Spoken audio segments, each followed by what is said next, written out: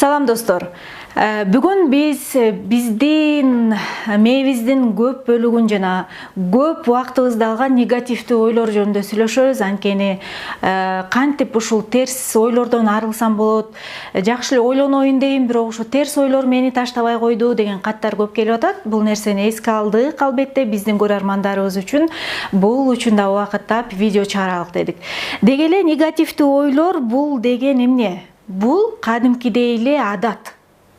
Болгондо дагы жаман адат. Мисалы биз тамеки чегүү же ичкилик ичүү деген адаттар бар, же болбосо дагы башка жагымсыз адаттар бар. Ошол сыяктуу эле негативдүү ойлор дагы бул жагымсыз жана бизди артка тартып турган, биздин кыймыл аракетибизди чектеген адат деп айтсак болот. Көп учурда кандай негативдүү ойлор орун алат? Көп учурда өзүбүздү өзүбүз сындоо. Сен сүйлөбөй эле койчу, сага эмне жок, сен качан колуңан келчү эле, сен кыйратчу элең. Кыскасы, өзүбүздү жейбиз да, болушунча жейбиз. Анан бул ойлордон эмнеге арыла албайбыз? Анткени биз буга чейин да айтып келебиз, бүгүн да айтабыз. Биз өзүбүз жөнүндөгү ойлордун нейрондук байланыштарын мээбиздеги күн сайын тынымсыз улам тамактандырабыз. Өзүбүздү жей беребиз, а бирок ошол учурда дайыма элестетиңиз, сиздин мээңизде сиз жөнүндөгү нейрондук байланыштарыңыз семирип атат, тим эле чоңоюп атат да. Ошентип, ошол ойлордун айланасында жүрө бересиз.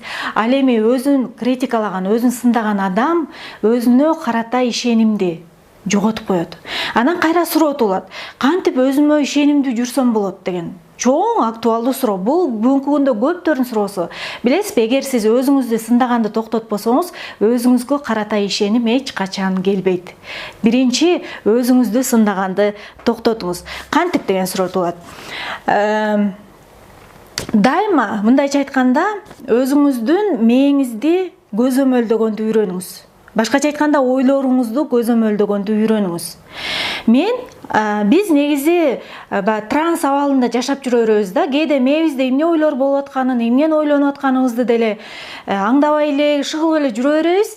Анан бир маалда анализдеп келсең эле кечке эле өзүңдү жеп аткан болуп чыгасың да. Ошол себептен өзүңдөгү негативдүү ойлордон арылыш үчүн азыр мен өзүңүздү тык токтотуп, азыр мен эмне жөнүндө ойлонуп атам? Мен кайра эле баягы жаман адатыма кириптирмин. Токто. Болду, өзүң жөнүндө жаман ойлогонду токтот дейсиз дагы, ошол ойлордун ордун ээлей турган позитивдүү ойлор менен.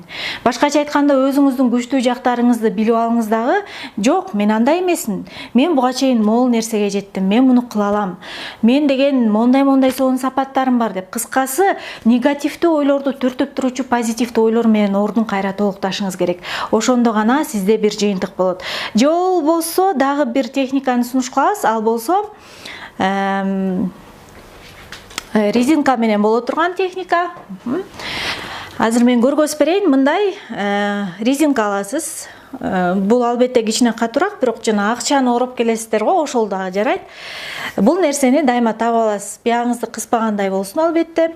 Анан бул нерсе эмнеге жардам берет? Сиз жаман ой келгенде өзүңүздүн мээңизди машыктырыш үчүн бир жолу, башкача айтканда, жаман оюңуз үчүн өзүңүздү жазалайсыз да. Мындай кой бересиз, дене ооруйт, мээге сигнал кетет.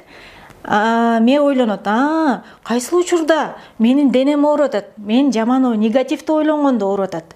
Бирок эми денеңизди ооруткуңуз келбесе, анда бир колдон алып туруп, кайра экинчи колуңузга. Дагы жаман ойлонуп атасызбы, кайра бир колуңуздан алып туруп, экинчи колуңузга кез. Анан бул нерсе дагы мээ эстейт. Эмнеге эле биздин денебиз негизи ашыкча убара болгусу келбейт да. Анан эстейт дагы, мээңиз тык ошол команданы эстейт дагы, анан жок, негативдүү ойлонбойм дейт. Кыскасы, бул техника сизге аябай жардам берет. Дагы белгилүү Луиза Хей айтат, өзүңүздү критикалагандан бошонуш үчүн, сындагандан бошонуш үчүн өзүңүздү шыктандырып жана кабыл алганды үйрөнүңүз дейт. Сиз билесизби, ишенип коюңуз, мен 100% ишенимдүү түрдө айта алам, сиз эч бир башка адамга окшошпогон өзгөчө жаратылган жансыз. Тек гана сиз аны билбегениңизде өзүңүздү терең тааныңыз, изилдеңиз жана өзүңүздү шыктандырып, ошол сонун нерселериңиз менен кабыл алганды үйрөнүңүз.